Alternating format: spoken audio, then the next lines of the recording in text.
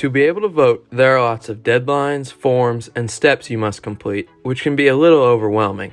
Today, I'm going to take you through a walkthrough on the process of voting to try to make it a little easier. The first step in this journey is registering to vote. The registration deadline for the 2022 election is October 24th.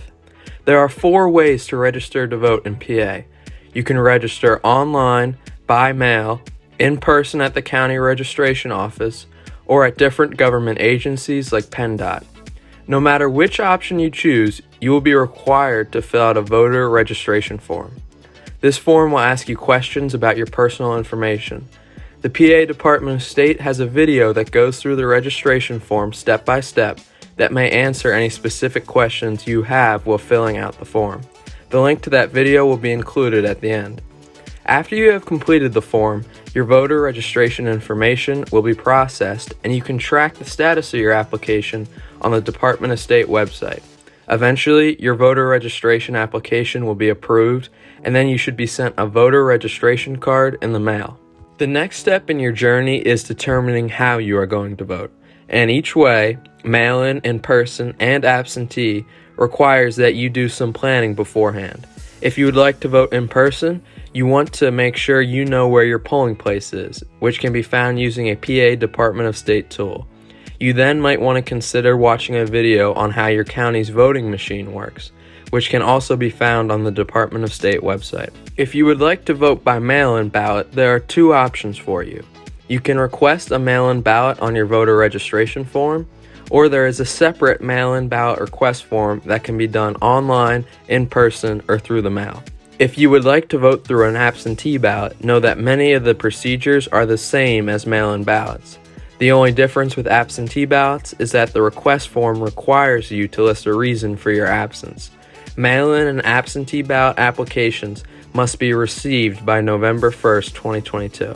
Now that you've registered to vote and picked your method of voting, you'll want to do some research on the candidates you'll be voting for. The League of Women Voters recommends using vote411.org to find nonpartisan information on candidates. Now we've reached the step when you will actually vote. PA has many different options for voting that make it accessible for many people. If you choose mail-in or absentee voting, your first step will be to fill out the voting form. It's important to pay attention to the instructions on the form and also on the Department of State website to ensure your ballot is properly counted. Once everything is filled out, the next step is to send in the envelope with your vote. Mail-in and absentee ballots must actually be received by the county's election office by 8 p.m. on election day, so it's important to place your ballot in the mail as early as possible. Another option is to deliver your ballot to your county's election office or a site your county has designated, like a drop box. To know where you can return your ballot, check your county's website. If you have a disability and are unable to deliver your ballot, you do have the option of filling out another form that can designate someone to be your agent to deliver the ballot.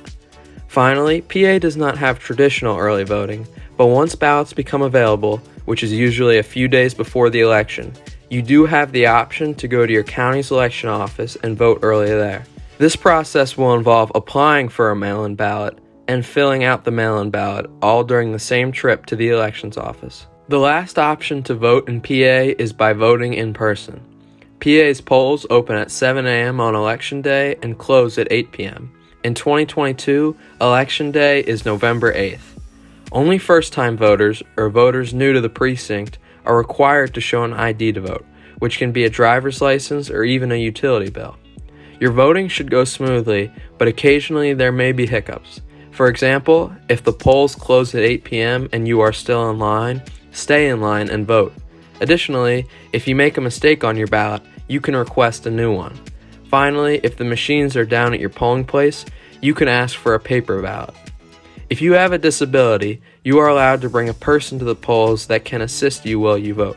If this is your first time bringing a person to help you vote, you will be required to fill out a form stating your need for assistance. PA polling places are also supposed to have at least one accessible voting system. But if your polling place does not, you may be able to vote by alternative ballot. Finally, if you are intimidated or harassed, if you have any questions, or if there are problems at your polling place, Don't hesitate to notify your county's Board of Elections or to call a voting hotline like 1-866-RVOTE. And that is the process of voting. This journey does involve more than a few steps and forms, so if you have any more questions, don't hesitate to use resources on the League of Women Voters and the PA Department of State's websites. Thank you, and remember to vote in the upcoming election.